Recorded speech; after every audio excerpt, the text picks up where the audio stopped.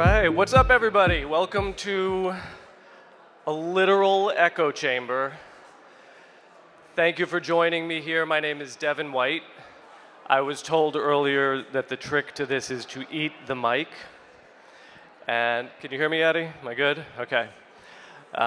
So I decided that because we're in the couch section and it's a very intimate space, that I'm going to do part opening, tell you about scaling consciousness, the future of human flourishing, and then open it up for a conversation, and we'll go from there. So, sound good, everyone? I got one thumbs up. So, all right, woo! All right, thank you, thank you. Okay, so organic AI. What is it? How is it the platform that is going to bend the curve between the linear development and advancement of human intelligence and the now increasingly obvious exponential curve of artificial intelligence? Keep those in mind. That's what this is all about. But first, let's take a moment and float back through time and space. For me, I'm 13 years old, and my hormones are coming online, and I'm having an amazing experience because I am just met Kelly, and I am falling madly, deeply, wildly in love, and it is the best thing I've ever felt in my life. And every day, I race home from school, and I get on my corded phone, I put it to my ear, and I have a long conversation with her, and the hormones keep going, and the new brain networks are coming online, and it feels amazing. And I become so deeply enamored with the experience of being in love that eventually, months down the line, I decide, now's the moment. I will make her mine. So I head over to a party that she's having with a heart and a head full of hope, and I open the door to the party, and damn it if Justin, the most handsome jock in the whole middle school, doesn't have his arm around my girl, and she's feeding him M&Ms. And if you put your ear into the fabric of time-space, you can probably feel the reverberations of my heart breaking. And somehow, I think with the same kind of adrenaline that allows a chicken to run around after its head's been cut off, I stagger through the party for the next 2 or 3 hours. I make it until finally my mom arrives in her little metallic blue Subaru, and I walk out, and the door opens, and I close, and it has this electric seatbelt that comes back, and the waterworks begin. And I can still see the sun like glinting through the tears, and I say to myself in the histrionics that only a just barely pubescent teenager can come up with, she didn't even know. And then I said it again for emphasis, she didn't even know. And then the third time it came out, it was a question, and I cocked my head like a dog. She didn't even know? And then the fourth time, it came out as an insight. She didn't even know. She didn't even know. And I realized at that moment that she had no idea that I was having this profound experience and that I had fallen deeply in love, and I had had this whole experience on my own, and it was all mine. She was my muse, but I was the chemistry set. I was the frequency generator, and I went, oh, I want this. And I decided right then and there I was going to learn how to do this feeling anytime, anywhere, with anyone, even if it was just by myself. And that was the beginning. That was the bend in the curve of my life, and I started following that. And every day in high school, I would come home at the end of the day into my laboratory, which was my bedroom, and I would sit down. And back then, there weren't a whole lot of books. There were 2 books on yoga. It was Light on Yoga, which is not light at all. It's like an encyclopedia. And then Richard Hittleman's 28 Days to Yoga, which I got. I started doing yoga, and I'm meditating, and essentially, I'm learning how, and what would work is I would think of her, and I would have the feeling. And then I learned how to do it longer and longer until I stabilized it, and then I found, wow, this is a thing. It's all state-based. I was reading 2 books at the time. One of them was essentially, don't believe anything, reality is just a construct, and the other one was, everything is love, which my brother later reiterated to me. He said, all philosophers have come to one of 2 conclusions. One is nothing means anything, and the other is everything equals love. And so I decided both of those were the way that I wanted to go. And so I got good at it. I was a child of 2 psychologists, so I decided that that system was broken and there had to be something better. And what I wanted to learn how to do was to bring well-being to other people. I was a natural extrovert. I started working with kids in my high school. Like people who I didn't even know would say, hey, I heard you could help me, and I would help them feel better. Fast forward, I go to a school that allows me to develop this major of my own, the pragmatic navigation of consciousness. And ultimately what I was doing while I was there, I would go out and I would study with some of the leading behavioral transformation artists in the world. These were people who got results every single time. And so I became a one-trick pony. And my one trick was, no matter who I was working with, I could bring them into a state of how they were at their best in a single session, no matter what. It didn't matter if they were coming with severe anxiety or depression, or they were super high performers. It was possible for anyone and everyone to simply reset. And the way I was doing it back then is you ask a question. If you notice, you can go to anybody. I can say any sentence like yoga instructor walrus, and you can't help but see it. Paranoid squirrel in a trench coat, and it's there. So you can say anything, and it's not as obvious though when it's a more complex thing like, well, how are you at your best? But the same thing happens. You say, tell me about a time when you were at your best absolutely. And what occurs is if you watch someone, they'll do something like this. This is an exaggerated version. Sometimes it occurs like this, oftentimes it's more subtle, but they'll go. And in that moment, what they're doing is they're accessing the full-formed answer of what are they like in the moments where they're at their best. And what they're doing to do that is they're reorganizing the neurosomatic platform of themselves, and where their head shifts back, they look up 25 degrees and their vision kind of softens, and there's something out there, and then this is tightening for them. It's different for everyone. It's very personal. But all of a sudden, they start to be in it. And the longer they stay in it, the more stabilized it becomes. And the more stable it becomes, the more I'm able to go, well, wasn't that easy? And they go, yeah. And now we begin again. So now I'm 20, and I'm going, this is amazing. Anybody is able to access how they are at their best in a really effective way. There's no one that I have ever met in working with thousands of people that this has not worked with. But my aim became, well, how do we scale this? How do we take this and scale it? And I continued to work with people, but the thing that I couldn't figure out, how do we scale what is essential to each of us?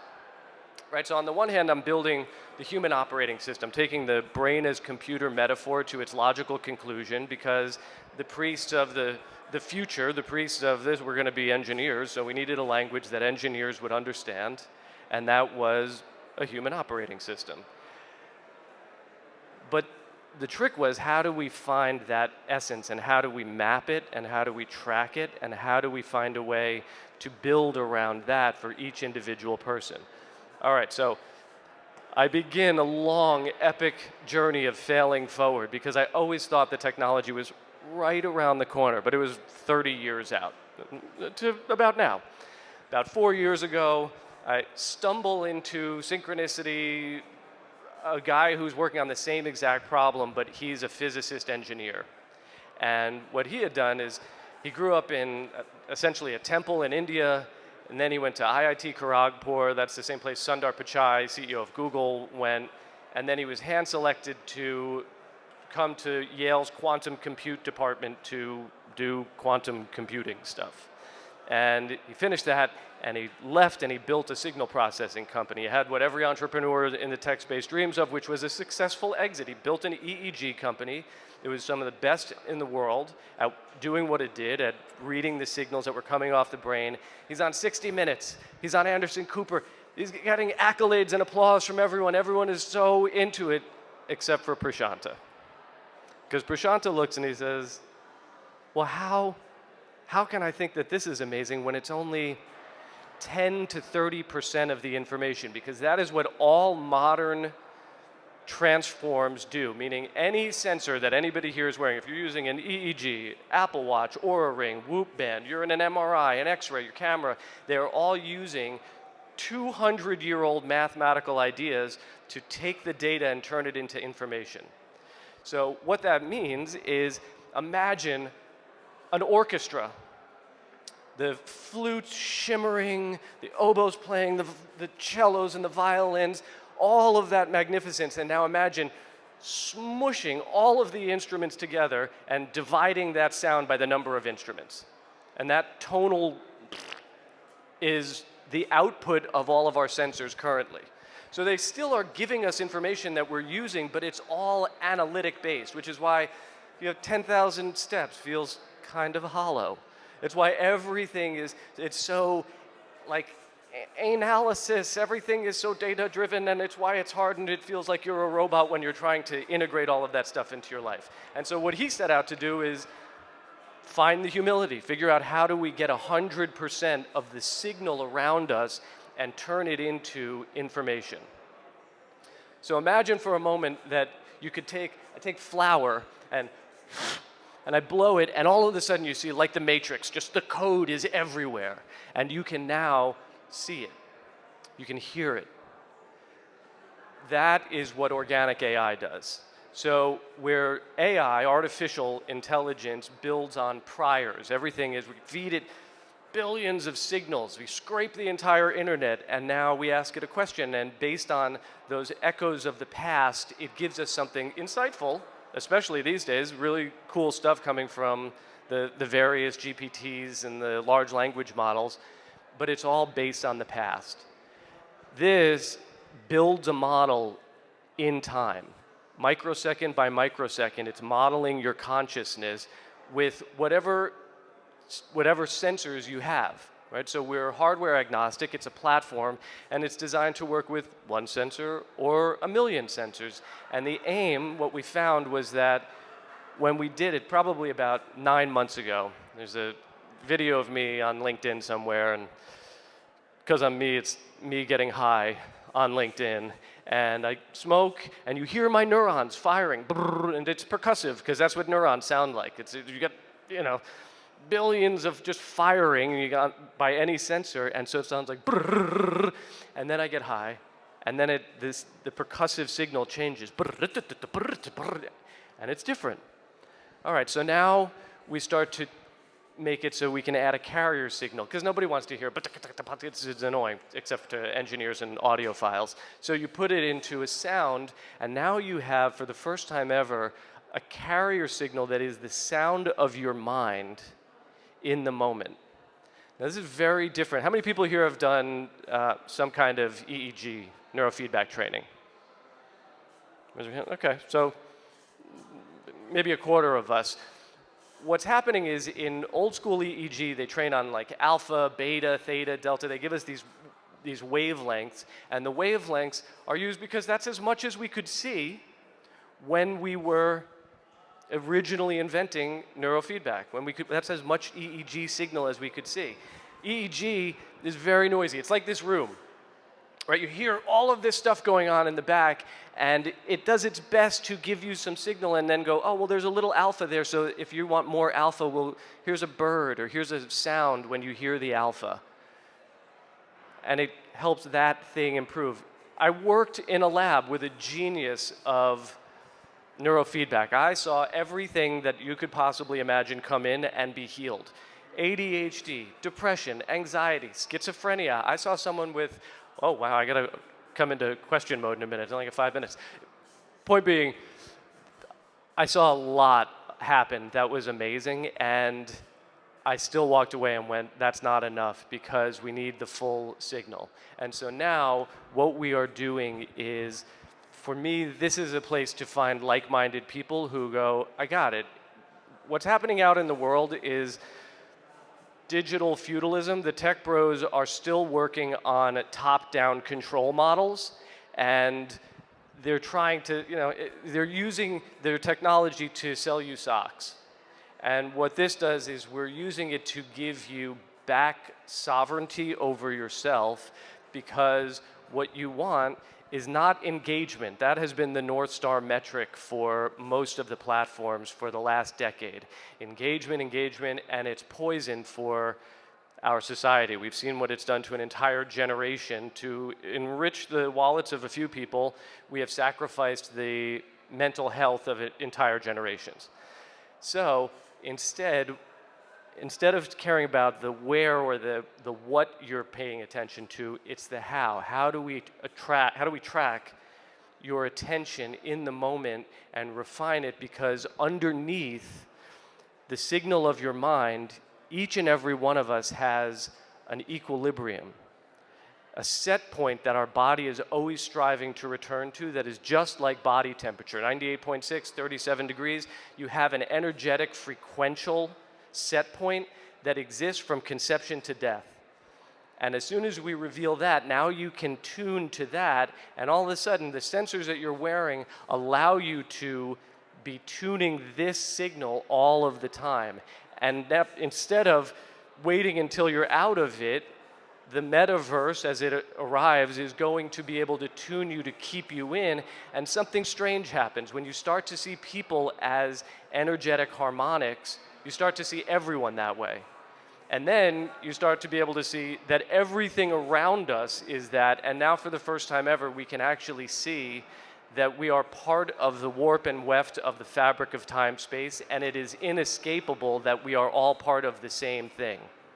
So I think in the 3 minutes that I have left, I'll open it up for questions. That is what organic AI is. We are platforming human consciousness. You'll see it start to come out in different sensors in the upcoming year. And this will be the way that all of the things that we use to monitor, to help our consciousness, to push us in new directions, are tethered to the fundamental signal of well-being for you. Equilibrium is just how you were designed to be. When you have an experience like unconditional love and you point it at something else, that is relational coherence. Internal coherence, equilibrium, relational coherence. And now you can start to be part of a larger superorganism, and we can begin, not from top-down control, but from a unified field, begin to move together towards something that is naturally beneficial for us. Anybody have any questions or thoughts or things they want? No? Oh no, my 5 are up? All right, I lied. I apologize for not opening it up for questions, but thank you all for tuning in. I'm Devon White. Thanks for being here.